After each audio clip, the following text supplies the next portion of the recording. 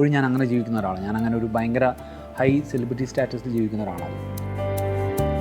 നമ്മൾ ഈ സ്വദേശിൽ ഷാരൂഖ് ഖാൻ്റെ ഒരു അവസ്ഥയില്ലേ, അത് ലിറ്ററലി ഞാൻ ഫീൽ ചെയ്ത എൻ്റെ ഫസ്റ്റ് സോളോ ട്രിപ്പിലായിരുന്നു. ഗാന്ധിജിയുടെ വീട് എന്ന് പറയുമ്പോൾ നമ്മൾ വിചാരിക്കുന്ന പോലത്തെ ഒരു വീടല്ല.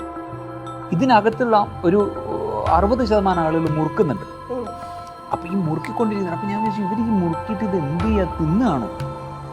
ആ മുറുക്കിക്കൊണ്ടിരിക്കുന്ന ആൾ നേരെ കൈ ഇങ്ങോട്ട് നീട്ടിട്ട് എൻ്റെ നെഞ്ചിങ്ങനെ ഒന്നിങ്ങനെ ഇതിനോട് ചേർത്ത് കൊടുത്തിട്ട് അങ്ങോട്ടൊന്ന് തുപ്പി. നല്ല സ്പീഡിൽ പോകുന്ന വണ്ടി, ആലോചിച്ചാൽ മനസ്സിലാവും. ശരിക്കും അവിടെ ഒരു മലയാളി ഫാമിലി എന്നെ കണ്ടിട്ട് അവർക്ക് സംശയം മാത്രം, അവരിങ്ങനെ എന്നെ റൗണ്ട് ചെയ്യുന്ന എനിക്ക് കാണാം. അങ്ങനെ വരാൻ വഴിയില്ല. ട്രാവൽസ് എന്ന് പറയുന്നത് ഒരു മുറുക്കാങ്കട പോലെ ഇരിക്കുക. അവിടെ ഒരാൾ നോട്ട്ബുക്കായിട്ട് ഇരിക്കുകയാണ്, അല്ലാതെ. ഡയറക്ഷൻ തന്നെയായിരുന്നു എന്ന് പറഞ്ഞല്ലോ, ആദ്യം തൊട്ടുള്ള ഒരു ഇത്. അപ്പം അഭിനയിക്കുന്നുണ്ട്, അത്യാവശ്യം സിനിമകളുണ്ട്. ഡയറക്ഷൻ എന്ന് പറഞ്ഞു കഴിഞ്ഞാൽ സ്വാഭാവികമായിട്ട് നമുക്കറിയാം ഒരു ഏറ്റവും കുറഞ്ഞ ഒരു വർഷം സിനിമയിൽ നിന്ന് വിട്ട് മാറി അതിലേക്ക് ഫുള്ള് ഇൻവോൾവ് ചെയ്തിരിക്കേണ്ട ഒരു ചെറിയൊരു കാര്യമല്ലോ, പ്രോസസ്സാണ്. അപ്പം ആ സമയത്തൊക്കെ വരുന്ന ഗ്യാപ്പ് വരുന്നു. അപ്പം ഇതിന്റെ ആവശ്യമുണ്ടോ? അഭിനയിക്കുന്നുണ്ട്, അത്യാവശ്യം സിനിമകളുണ്ട്, അഭിനയം തന്നെ ചെയ്ത് പോയാൽ പോരെ. ഇപ്പം ചേച്ചിയുടെ അടുത്തുനിന്ന്, ചേച്ചിയുടെ അടുത്തുനിന്നോ മക്കളുടെ അടുത്തുനിന്നോ ഒക്കെ ഉള്ള ക്വസ്റ്റ്യൻ വന്നിട്ടുണ്ട്. ഈ ഒരു ഇത്രയും വർഷം ഗ്യാപ്പ് ഇടണം, ഇത്രയും സ്ട്രെസ്സാണ്, സ്ട്രെയിനാണ്. അല്ല, അത് ഞാൻ എന്താണെന്നറിയോ, ഞാൻ കല്യാണം കഴിക്കുന്നതിന് മുമ്പേ തന്നെ ഞാൻ ഡയറക്ഷൻ തുടങ്ങിയിരുന്നു. അപ്പോൾ അതിന് മുമ്പ് ആക്ച്വലി ഞാൻ സെവൻസിൻ്റെ ഷൂട്ടിംഗ് നടക്കുന്ന സമയത്ത് ഇക്ബാൽ കുറ്റിപ്പുറം, അദ്ദേഹമാണ് അതിൻ്റെ റൈറ്റർ. അപ്പോൾ ഒരു ദിവസം ഞാൻ അദ്ദേഹത്തിൻ്റെ അടുത്ത് ഞാൻ പറഞ്ഞു എനിക്കിങ്ങനെ ഒരു കഥ, കാരണം നമ്മൾ അതല്ലാതെയും അദ്ദേഹം സെവൻസിൻ്റെ കഥയൊക്കെ എൻ്റെ അടുത്ത് ഡിസ്കസ് ചെയ്യുമ്പോൾ ഞാൻ അഭിപ്രായങ്ങളൊക്കെ പറയുക, അങ്ങനെ ഞങ്ങൾ ഇരുന്നിട്ടുണ്ടായിരുന്നു. ഐ മീൻ കഥ കേൾക്കാൻ വേണ്ടിയിട്ട് ഇരുന്നിട്ടുണ്ടായിരുന്നു. അപ്പോൾ അത് കഴിഞ്ഞിട്ട് ഞാൻ അദ്ദേഹത്തിൻ്റെ അടുത്ത് ഞാൻ പറഞ്ഞു ഇങ്ങനെ എനിക്കൊരു കഥ പറയണം. അപ്പോൾ എന്നോട് ചോദിച്ചു എന്താ ഉദ്ദേശം എന്താണെന്ന് ചോദിച്ചു. അപ്പോൾ ഞാൻ പറഞ്ഞു ഇങ്ങനെ എനിക്ക് ഡയറക്റ്റ് ചെയ്യാൻ വേണ്ടിയിട്ട്. പിന്നെ ഇപ്പം നല്ല സുഖമുള്ളൊരു ജീവിതമാണ്, അത് കളയണ്ട. അപ്പോൾ ഞാൻ ചോദിച്ചു അതെന്ത്? അപ്പോൾ പറഞ്ഞ അല്ല അത് ഇച്ചിരി കളയണോ? ഞാൻ പറഞ്ഞില്ല എനിക്കറിയാം. അപ്പോൾ അത് അറിഞ്ഞുകൊണ്ട് തന്നെയാണ് ഞാനത്, എനിക്കറിയാം, ഞാൻ നേരത്തെ സൂചിപ്പിച്ചതുപോലെ ഇതിനോടുള്ള ഒരു പാഷനാണ് നമ്മളെ ഡ്രൈവ് ചെയ്യുന്നത്. ഭയങ്കര സ്ട്രെയിനാണ് കമ്പയർ ടു ആക്ടിങ്. നമ്മളൊരു സിനിമ, ഒരു പ്രൊജക്റ്റ് ഒരു 2 വർഷം അല്ലെങ്കിൽ 3 വർഷം, ചിലത് 5 വർഷം വരെ എടുത്തിട്ടുണ്ട്. ഞാനൊരു കഥ ആലോചിച്ച് അതൊരു പ്രൊജക്റ്റായിട്ട് വരാൻ വേണ്ടി 5 വർഷം വരെ എടുക്കുന്നുണ്ട്. അപ്പോൾ ഇത്രയും ടൈം ഇൻവെസ്റ്റ് ചെയ്യുന്നു, നമ്മൾ ഡ്രെയിൻ ആവുന്നുണ്ട്. ഒരു സിനിമ ഷൂട്ട് കഴിഞ്ഞ് അതിൻ്റെ ഫൈനലി QC ചെക്കിന് ക്യൂബിൽ അപ്ലോഡ് ചെയ്ത് അത് ചെക്ക് ചെയ്യുന്ന സമയത്ത് എത്തുമ്പോഴേക്കും അത് കഴിഞ്ഞിട്ട് റിലീസ് കഴിഞ്ഞിട്ടുള്ള ഒരു 2 months മേ ബി, എന്തായാലും 2 months ടൈം ഞാൻ എടുക്കാറുണ്ട്. ആ പീരീഡ് ഭയങ്കര ബുദ്ധിമുട്ടാണ് നമുക്ക് അതിനകത്ത് നിന്ന് പുറത്തോട്ട് വരണം. അതെങ്ങനെ എനിക്ക് കമ്മ്യൂണിക്കേറ്റ് ചെയ്ത് തരണമെന്ന് അറിയില്ല. അത് ചെയ്ത ആളുകൾക്ക് അത് മനസ്സിലാവും. നമ്മൾ അത്രയും കമ്മിറ്റഡ് ആയിട്ട് ഇത്രയും കാലം അതിൻ്റെ കൂടെ ട്രാവൽ ചെയ്തിട്ട് ലിറ്ററലി രാവിലെ എഴുന്നേൽക്കുമ്പോൾ ഷൂട്ട് തീർന്നു എന്നുള്ളത് പോലും എനിക്ക് കൺഫ്യൂഷൻ ഉണ്ടായ ദിവസങ്ങളുണ്ട്. ഐ മീൻ നമ്മൾ രാവിലെ എഴുന്നേൽക്കുമ്പോൾ നമ്മൾ അതിൻ്റെ ഒരു പ്രാക്ടീസ് അങ്ങനെയാണ്. രാത്രി വന്ന് നമ്മൾ ഷൂട്ട് കഴിഞ്ഞ് കിടന്ന് പിറ്റേന്ന് രാവിലെ എടുക്കേണ്ട ഷോട്ടുകളും അതിനെക്കുറിച്ചൊക്കെ ആലോചിച്ച് രാവിലെ എഴുന്നേൽക്കുമ്പോഴേക്കും തലയിൽ അത് ഫോം ആവും. അപ്പോൾ ഇതിൽ നിന്ന് പുറത്തോട്ട് കടക്കുക എന്ന് പറയുന്നത് ഭയങ്കര ബുദ്ധിമുട്ടുള്ള ഒരു പ്രോസസ്സാണ്. നമ്മൾ ഈ കഴിഞ്ഞിട്ട് ഒരു സിനിമ ഫൈനൽ ഔട്ട് പോയി കഴിഞ്ഞിട്ട് അതിനകത്ത് പുറത്ത് കിടക്കുക എന്ന് പറയുന്നത് നല്ല ബുദ്ധിമുട്ടുള്ള, എനിക്ക് സ്ട്രെയിൻ ആയിട്ടുള്ളൊരു പരിപാടിയാണ്. അത് ഷൂട്ടിങ്ങിനെ പോലെ തന്നെ എനിക്ക് സ്ട്രെയിനാണ്. അപ്പോൾ ഇത്രയും സ്ട്രെയിൻ ചെയ്തിട്ട് നമ്മളൊരു അതിൻ്റെ കൂടെ നിൽക്കുന്നുണ്ടെങ്കിൽ അത് നമ്മുടെ ഇഷ്ടം കൊണ്ട് മാത്രമാണ്, ആ പാഷൻ കൊണ്ടാണ്. അപ്പോൾ അത് എൻ്റെ അടുത്ത് വേണ്ട എന്ന് വീട്ടിൽ നിന്ന് ആരും പറഞ്ഞിട്ടൊന്നുമില്ല, എനിക്കും അതൊരിക്കലും തോന്നിയിട്ടില്ല. പക്ഷേ അത് ടയറിങ് ആണെന്നറിയാം, ഞാനത് എൻജോയ് ചെയ്യുന്നുണ്ട്. ഇപ്പം ഈ പുറത്ത് കിടക്കുക എന്ന് പറഞ്ഞത്, അതായത് ആ ഒരു സ്ട്രെയിൻ, ആ ഒരു സിറ്റുവേഷനിൽ നിന്ന് ഒരാഴ്ച ഫോൺ ഓഫ് ചെയ്ത് വെച്ചിട്ട് എങ്ങോട്ടെങ്കിലും ട്രിപ്പ് പോവുക, ഐ മീൻ അങ്ങനെയൊക്കെ ചെയ്യുന്നുണ്ട് ആളുകൾ. കംപ്ലീറ്റ്ലി മൈൻഡ് റിലാക്സ് ആയി തിരിച്ചു വരാൻ, ഫ്രഷ് ആവാൻ വേണ്ടിയിട്ട്. അങ്ങനെ ഈ ഒരു സിറ്റുവേഷനിൽ പുറത്തെടുക്കാൻ ചേട്ടൻ ചെയ്യുന്നത് എന്താണ്? ഞാൻ ഡെഫിനറ്റ്ലി ഞാൻ ചെയ്യാറുണ്ട്. ഞാൻ സോളോ ട്രിപ്പ് പോകുന്ന ആളാണ്. ഞാൻ ഒറ്റയ്ക്ക് ഞാൻ യാത്ര ചെയ്യാറുണ്ട്. പിന്നെ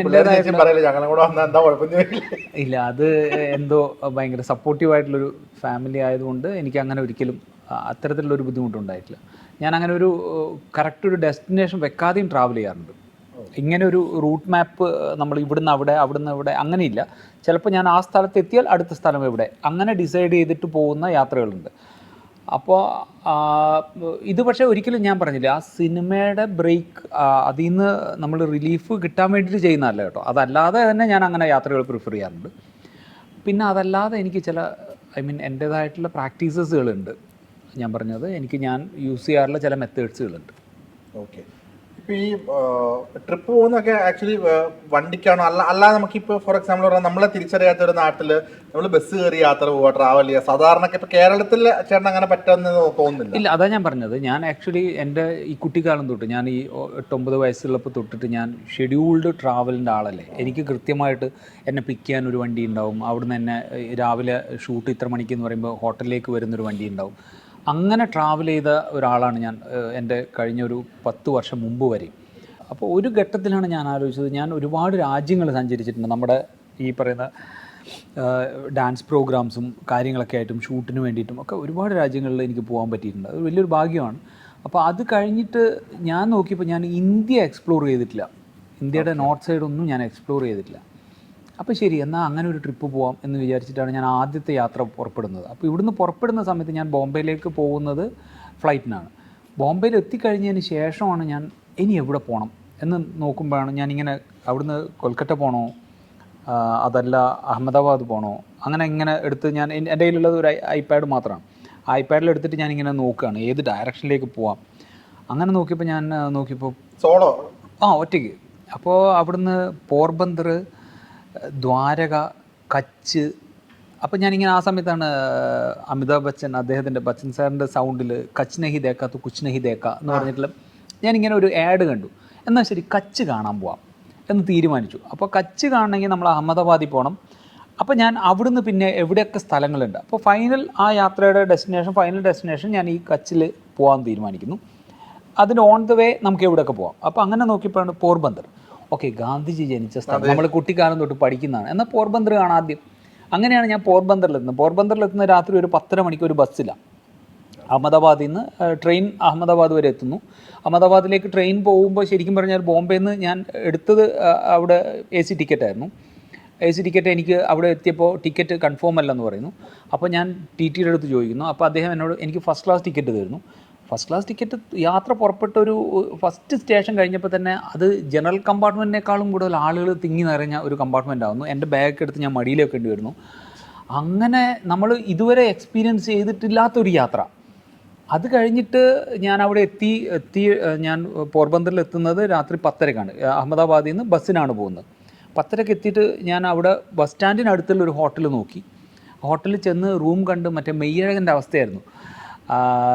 ഞാൻ റൂം കണ്ടിട്ട് ദൈവം ഈ റൂമിൽ ഞാൻ എങ്ങനെ കിടക്കും, കാരണം എൻ്റെ ജീവിതത്തിൽ ഞാൻ അങ്ങനെ റൂമിൽ കിടന്നിട്ടില്ല. അപ്പോൾ എനിക്ക് ഭയങ്കര പ്രശ്നമാകാൻ തുടങ്ങി. അപ്പോൾ ഞാൻ നേരെ താഴെ ഇറങ്ങിയിട്ട് ഞാൻ പറഞ്ഞു എനിക്ക് റൂം വേണ്ട, ഞാൻ ഇവിടുന്ന് പോകാമെന്ന് പറഞ്ഞു. വീണ്ടും ടാബിൽ സെർച്ച് ചെയ്തു അടുത്ത് എവിടെയെങ്കിലും കുറച്ചുകൂടെ എക്സ്പെൻസീവ് ആയിട്ടുള്ള ഒരു ഹോട്ടലുണ്ടോ. നോക്കുമ്പോൾ ആ ഏരിയയിൽ അങ്ങനെ ഒരു ഹോട്ടലില്ല. ഇല്ല, അതാണ് ഞാൻ എന്നിട്ട് ഇങ്ങനെ റൂട്ടിൽ ഇറങ്ങി നിൽക്കുക രാത്രി 11:30-ക്ക്. അപ്പോൾ ശരി, ഞാൻ എന്ത് ചെയ്യും? അപ്പോൾ എനിക്ക് ഹിന്ദി അത്യാവശ്യം കമ്മ്യൂണിക്കേറ്റ് ചെയ്യാൻ അറിയാം. അപ്പോൾ ഞാൻ അവിടെയുള്ള ഒരു ലോക്കൽ ആളുടെ അടുത്ത് ഞാൻ ചോദിച്ചു വേറെ ഹോട്ടൽ എവിടെയെങ്കിലും അടുത്തുണ്ടോ. അപ്പോൾ വീണ്ടും അവിടുന്ന് 1.5 കിലോമീറ്റർ നടന്നാലുണ്ടെന്ന് പറഞ്ഞു. അപ്പോൾ രാത്രി 11:30-ക്ക് അവിടെ വേറെ വാഹനങ്ങളൊന്നുമില്ല. പോർബന്ദർ. അവിടുന്ന് ഞാൻ ഈ പറഞ്ഞ പോലെ 1.5 കിലോമീറ്റർ നടന്ന് ഞാൻ ആ ഹോട്ടലിലെത്തി. ആ ഹോട്ടൽ കുറച്ചുകൂടെ മെച്ചപ്പെട്ട ഹോട്ടൽ, അല്ലാതെ അതിൽ കൂടുതൽ മെച്ചപ്പെട്ട ഹോട്ടലൊന്നുമല്ല. അങ്ങനെ പോർബന്ദറിൽ രാവിലെ ഞാൻ ഈ പറയുന്ന ഗാന്ധിജിയുടെ വീട് കാണാൻ ചെല്ലുകയാണ്. അപ്പോൾ ഗാന്ധിജിയുടെ വീട് കാണാൻ ചെല്ലുമ്പോൾ അവിടെയാണ് ഞാൻ ശരിക്കും അവിടെ ഒരു മലയാളി ഫാമിലി എന്നെ കണ്ടിട്ട് അവർക്ക് സംശയം മാത്രം, അവരിങ്ങനെ എന്നെ റൗണ്ട് ചെയ്യുന്ന എനിക്ക് കാണാം. അങ്ങനെ വരാൻ വഴിയില്ല. ഞാനൊരു ഷോർട്സ് ഒക്കെ ഇട്ട് ഞാൻ ഭയങ്കര ഒരു നമ്മുടെ ഉള്ളിൽ ഒരു ഭയങ്കരമായിട്ടുള്ള ഒരു ലിബർട്ടി ഫീൽ ഉണ്ട്. അപ്പം നമ്മൾ അതിൻ്റെ ഒരു ആസ്വദിച്ച് ഞാനിങ്ങനെ അദ്ദേഹം പഠിച്ച മുറി, കാരണം അത് 3 നില വീടാണ്. നമ്മുടെ സങ്കല്പത്തിൽ ഇല്ലാത്തൊരു വീടാണ് ഗാന്ധിജിയുടെ വീട് എന്ന് പറയുമ്പോൾ. നമ്മൾ വിചാരിക്കുന്ന പോലത്തെ ഒരു വീടല്ല, അത്രയും വലിയ വീടാണ്. അപ്പോൾ അതിൻ്റെ 3ാമത്തെ നിലയിൽ അദ്ദേഹം അതേപോലെ സൂക്ഷിച്ചിരിക്കുന്നുണ്ട്. അപ്പോൾ ആ 3ാമത്തെ നിലയിൽ അദ്ദേഹം വായിക്കാനും പഠിക്കാനൊക്കെ യൂസ് ചെയ്തൊരു മുറിയുണ്ട്. മുറി എന്ന് പറയുന്നത് വളരെ ചെറിയ മുറിയാണ് കേട്ടോ, അതായത് ഒരു കട്ടിലിടാൻ പോലും സ്ഥലമില്ലാത്ത മുറി. പക്ഷേ അതിൻ്റെ വിൻഡോസൊക്കെ അത് നല്ല കൊടും ചൂടുള്ള സമയത്താണ് ഞാൻ അവിടെ എത്തുന്നത്. പക്ഷെ ഭയങ്കര തണുപ്പാണ് അതിനകത്ത്. അപ്പോൾ അതിൻ്റെ ആർക്കിടെക്ചറൽ രീതികളും അതൊക്കെ ഞാൻ ഒബ്സർവ് ചെയ്ത് അതിൻ്റെയൊക്കെ ഫോട്ടോസൊക്കെ എടുത്ത്, കാരണം അതിന് അവർ എയർ സർക്കുലേഷന് വേണ്ടിയിട്ട് അവർ ചെയ്തിരിക്കുന്ന ചില മെത്തേഡ്സൊക്കെ നമ്മൾ ഇവിടെ ഇതുവരെ ആരും യൂസ് ചെയ്ത് കണ്ടിട്ടില്ല. അപ്പോൾ അങ്ങനെയൊക്കെ കണ്ട് അങ്ങനെ ആസ്വദിച്ച് അന്ന് രാത്രി കിടന്ന് അടുത്തത് എങ്ങോട്ട് പോകാമെന്ന് ആലോചിച്ചപ്പോൾ ശരി ദ്വാരക. ഓക്കെ, ദ്വാരക കൃഷ്ണൻ്റെ സ്ഥലം. ഓക്കെ, ഫാമിലി ഇല്ല, അവർ മിണ്ടിയില്ല. കാരണം അവർ ഉറപ്പിച്ചു അല്ല ഇയാളല്ല, ഇയാൾ വരാൻ. ഇതൊക്കെ ഞാൻ കേൾക്കുന്നുണ്ട്. അപ്പോൾ ഇത് കേൾക്കുന്നുണ്ട്, പക്ഷേ ഈ പറയുന്ന പോലെ നടന്നില്ല. അത് കഴിഞ്ഞ് അടുത്ത് ദ്വാരകയിലേക്കാണ് പോക്ക്. ഈ ദ്വാരകയിലുള്ള പോക്ക് ഞാൻ ഈ പറയുന്ന പോലെ ട്രാവൽസ് നോക്കുന്നു, ബസ് ബുക്ക് ചെയ്യാൻ വേണ്ടിയിട്ട്, ടിക്കറ്റ് എടുത്തിട്ട് പോവാം. അങ്ങനെ ഞാൻ അവിടുത്തെ ഒരു ട്രാവൽസിൽ ചെല്ലുന്നു, ബസ്സിൻ്റെ കാര്യം ചോദിക്കുന്നു. അപ്പോൾ പറയുന്നു ഇല്ല, ഫുൾ കംപ്ലീറ്റ് ആയി എന്ന് പറയുന്നു. അപ്പോൾ കംപ്ലീറ്റ് ആയി എന്ന് പറയുന്നത് അതും രസമാണ്. പക്ഷേ ട്രാവൽസ് എന്ന് പറയുന്നത് ഒരു മുറുക്കാങ്കട പോലെ ഇരിക്കുക. അവിടെ ഒരാൾ നോട്ട്ബുക്കായിട്ട് ഇരിക്കുകയാണ്, അല്ലാതെ പ്രോപ്പർ നമ്മൾ ഇവിടെ കാണുന്ന പോലത്തെ ഒരു ട്രാവൽ സെറ്റപ്പേ ആയിരുന്നില്ല അന്ന് അവിടെ. അങ്ങനെ അവിടുന്ന് എനിക്ക് ടിക്കറ്റ് ബുക്ക് ചെയ്യാൻ വേണ്ടി നോക്കുമ്പോൾ ഇല്ല എന്ന് പറയുന്നു. അങ്ങനെ ബസ് സ്റ്റാൻഡിൻ്റെ അടുത്തുള്ളൊരു ഇതിലാണ് എനിക്ക് അവിടെയുള്ള വേറൊരു ട്രാവൽസിനാണ് എനിക്കൊരു ടിക്കറ്റ് കിട്ടുന്നത്. അങ്ങനെ പിറ്റേന്ന് രാവിലെ 7 മണിക്ക് ബസ് കയറാൻ വേണ്ടി ഞാൻ ചെല്ലുമ്പോൾ ഞാൻ കാണുന്നത് നമ്മുടെ ഈ കോസ്റ്റ്യൂംസിന് വേണ്ടിയിട്ട് നമ്മൾ പണ്ട് യൂസ് ചെയ്യുന്ന ഒരു ചെറിയൊരു വാൻ ഉണ്ട്, അതുപോലത്തെ ഒരു ബസ് അവിടെ ഇരിക്കുക. അപ്പോൾ ഞാൻ ചോദിച്ചു ഇതിലാണോ ജനാഹെ ഇസ്മേ? ആ ടീക്ക് അബ് ജാओ. അപ്പോൾ ഞാൻ ചോദിച്ചു അത് സീറ്റ് നമ്പർ 1. അപ്പം ഞാൻ ഈ 1 ഒക്കെ കിട്ടിയപ്പോൾ ഞാൻ സന്തോഷിച്ചു. ഞാൻ പറഞ്ഞു വിൻഡോ സൈഡ് വേണം. അപ്പോൾ ഓക്കെ വിൻഡോ സൈഡ് എന്നൊക്കെ പറഞ്ഞാൽ തന്നെ.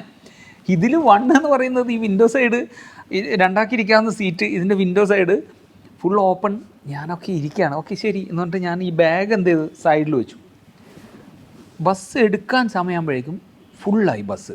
ഈ ബാഗ് എടുത്ത് മടിയിൽ വെച്ചു. അപ്പോൾ ഇത് അത്യാവശ്യം വെയിറ്റ് ഉണ്ട്, കാരണം ഞാനൊരു 19-20 ദിവസത്തെ ട്രാവലാണ്. അങ്ങനെ ഞാനിത് കാലിൻ്റെ ഇടയിൽ വെച്ചിട്ട് ഞാൻ അങ്ങനെ ഇറങ്ങിയിരിക്കുക. ഈ 2 ആൾക്ക് ഇരിക്കേണ്ട സീറ്റിൽ അത് 3 ആയി. അത് കഴിഞ്ഞ് ബസ് കുറച്ചങ്ങോട്ട് പുറപ്പെടുമ്പോഴേക്കും ആ ബസ് ഫിൽഡായി. അവസാനം ഈ അനങ്ങാൻ പറ്റാത്ത അത്രയും ഇതായി. ഇതിനകത്തുള്ള ഒരു 60% ആളുകൾ മുറുക്കുന്നുണ്ട്. അപ്പോൾ ഈ മുറുക്കിക്കൊണ്ടിരിക്കുന്നത്, അപ്പോൾ ഞാൻ വിചാരിച്ചു ഇവർ ഈ മുറുക്കിയിട്ട് ഇത് എന്ത് ചെയ്യുക, തിന്നുകയാണോ? അത് ആലോചിച്ച് 2ാമത്തെ സെക്കൻഡിൽ ആ മുറുക്കിക്കൊണ്ടിരിക്കുന്ന ആൾ നേരെ കൈ ഇങ്ങോട്ട് നീട്ടിട്ട് എൻ്റെ നെഞ്ചിങ്ങനെ ഒന്നിങ്ങനെ ഇതിനോട് ചേർത്ത് പിടിച്ചിട്ട് അങ്ങോട്ടൊന്ന് തുപ്പി. നല്ല സ്പീഡ് പോകുന്ന വണ്ടി. ആലോചിച്ചാൽ മനസ്സിലാവും അന്ന് തീർന്നതാണ് സെലിബ്രിറ്റി സ്റ്റാറ്റസിലുള്ള എൻ്റെ എല്ലാ ഇൻഹിബിഷൻസും അന്ന് ഘട്ടായി. അപ്പം അത് കഴിഞ്ഞ് ഞാൻ ദ്വാരകയിൽ എത്തിക്കഴിഞ്ഞപ്പോൾ അവിടെ അതുവരെ ഞാൻ ട്രാവൽ ചെയ്ത ഇത് 2012-ലോ 2013-ലോ ആയിട്ടാണ്, 2014-ലോ അങ്ങനെ എന്തോ. എന്നിട്ട് ദ്വാരകയിലെത്തി. ആദ്യം ആ ഹോട്ടലിൽ ചെന്ന് കുളിച്ച് ഞാൻ ആ സ്ട്രീറ്റിലൂടെയുള്ളൊരു നടത്തമുണ്ടായിരുന്നു. ആ അവിടെ ദ്വാരകേശ്വരൻ്റെ അമ്പലമുണ്ട്. ആ അമ്പലത്തിലേക്കൊക്കെ പോവുകയും അത് പിന്നീട് അത് രസം. പക്ഷെ ഞാൻ ഈ ചോദ്യം അതാണ് ഞാൻ പറഞ്ഞത്. എനിക്ക് എൻ്റെ യാത്രയിലുള്ള നമുക്ക് വേണ്ട ഫെസിലിറ്റീസിനെ കുറിച്ചിട്ടുള്ള ബോധത്തെയും എല്ലാം കട്ട് ചെയ്ത് നമ്മൾ ഈ സ്വദേശിൽ ഷാരൂഖ് ഖാൻ്റെ ഒരു അവസ്ഥയില്ലേ, അത് ലിറ്ററലി ഞാൻ ഫീൽ ചെയ്തത് എൻ്റെ ഫസ്റ്റ് സോളോ ട്രിപ്പിലായിരുന്നു. അതിനുശേഷം പിന്നെ എന്താണെന്ന് അറിയുമോ, ഞാൻ മനസ്സിലാക്കുന്നത് യാത്ര ചെയ്യാത്തതാണ് നമ്മുടെയൊക്കെ ഞാൻ കണ്ടിരിക്കുന്ന നമ്മുടെ സൊസൈറ്റിയിലുള്ള ഒരു പകുതിയുടെ പ്രശ്നത്തിൻ്റെയും കാരണം. യാത്രകൾ ചെയ്യണം. യാത്രകൾ ചെയ്യുമ്പോഴാണ് നമ്മൾ ജീവിതം കാണുന്നത്, കാഴ്ചപ്പാടുകൾ മാറുന്നത്. നമ്മൾ എന്തുമാത്രം ഈ ഹ്യൂമാനിറ്റേറിയൻ കോൺസെപ്റ്റ് അല്ലെങ്കിൽ ഒരു മനുഷ്യനാവുന്നത് ശരിക്കും ഇത്രയും മനുഷ്യരെ കാണുമ്പോഴാണ്. മറ്റേ നമ്മൾ കാണുന്നത് എല്ലാം നമ്മുടെ ചുറ്റുമുള്ള ആളുകളെയും അത് ഭയങ്കര എനിക്കെപ്പോഴും തോന്നിയിട്ടുണ്ട് യാത്രകൾ ചെയ്യുന്ന ആളുകൾ വേറൊരു തരം മനുഷ്യരായിരിക്കും. ഈ യാത്ര എന്ന് പറഞ്ഞപ്പോൾ അതിൻ്റെ ആടേണ്ട ഒരു കാര്യം കണ്ടത് നമ്മുടെ ഉള്ളിൽ അറിയാം നമ്മളൊരു സെലിബ്രിറ്റിയാണ്. അപ്പോൾ ആ ഒരു സെലിബ്രിറ്റി ചെറിയൊരു നമ്മുടെ ഉള്ളിൽ ചെറിയ ഈഗോ എന്ന് വേണം നമുക്ക് വിളിക്കാതിനെ. അതായത് ഇപ്പം ഒരു നാട്ടിൽ പോകുന്നു എന്ത് ചെയ്യുന്ന പറയുമ്പം ഞാൻ വർക്ക് ചെയ്യുന്നത് സിനിമയിലാണെന്ന് പറയുമ്പോൾ സിനിമയിൽ എന്താ അറിയില്ലാത്ത ആളുകളുണ്ടാവും. ഈ ഗൂഗിൾ എടുത്ത് കണ്ട് നോക്കടാ ഞാൻ നടന്നാണെന്ന് കാണിച്ചു കൊടുക്കേണ്ട ഏതെങ്കിലും സിറ്റുവേഷൻ വന്നിട്ടുണ്ടോ പറഞ്ഞു വിശ്വസിപ്പിക്കേണ്ടത്? ഇല്ല, ഞാൻ ഒന്നാമത് എന്താണെന്ന് അറിയോ, ആ ഐഡൻറ്റിറ്റിയിൽ രജിസ്റ്റർ ചെയ്യപ്പെടാതിരിക്കാൻ ആഗ്രഹിക്കുന്ന ഒരാളാണ് ഞാൻ. യാത്രകളിൽ ചില പ്രത്യേക സാഹചര്യങ്ങളിൽ ഇപ്പോൾ ഞാൻ അമ്പലങ്ങളിൽ പോകുമ്പോൾ അല്ലെങ്കിൽ ഞാനൊരു നല്ല റെസ്റ്റോറൻറ്റിൽ കഴിക്കാൻ ചെല്ലുമ്പോൾ അവിടെയൊക്കെയും നമ്മൾ ഈ സ്റ്റാറ്റസിലേക്ക് നമ്മളെ ആരും അഡ്രസ്സ് ചെയ്യാതിരിക്കുന്നതാണ് നമുക്ക് ഇഷ്ടം കൂടുതൽ. പക്ഷേ ഇവിടെ ഒരിക്കലും വർക്കൗട്ട് ആവില്ല, സാധ്യത വളരെ കുറവ്. റെസ്റ്റോറൻറ്റിൽ സെലിബ്രിറ്റി സ്റ്റാർ നമുക്ക് കിട്ടും, അവിടെയൊക്കെ പ്രിവിലേജ് എന്ന് പറയുന്ന സാധനം അത് നമുക്ക് ഉണ്ടാവും. പക്ഷേ അങ്ങനെ പൊതുവേ ഞാൻ എന്താ പറയുക, ഞാൻ ഈ ചെറുപ്പം തൊട്ട് സിനിമയിൽ വന്നതുകൊണ്ട് തന്നെ നമുക്ക് ആ ഒരു സ്റ്റാർഡത്തെ നമ്മൾ ആ കുറച്ച് കാലമേ ഞാൻ എൻജോയ് ചെയ്തിട്ടുള്ളൂ. കാരണം അത് കഴിഞ്ഞപ്പോൾ എനിക്ക് മനസ്സിലായി അതൊരു സുഖമുള്ള ഏർപ്പാടല്ല. കാരണം ഇത് ഭയങ്കര ബ്ലെസ്ഡ് ആയിട്ടുള്ള ഒരു ലൈഫായിട്ടാണ് ഞാൻ കാണുന്നത്. ഇങ്ങനെയൊരു ജന്മം നമുക്ക് മനുഷ്യനായിട്ട് ഇവിടെ ഭൂമിയിലുണ്ട്. അതിൻ്റെ ഒരു ഫുള്ളസ്റ്റിൽ നമ്മളെ കൊണ്ട് പറ്റുന്നതിൻ്റെ ഫുള്ളസ്റ്റിൽ അത് ആസ്വദിക്കണം.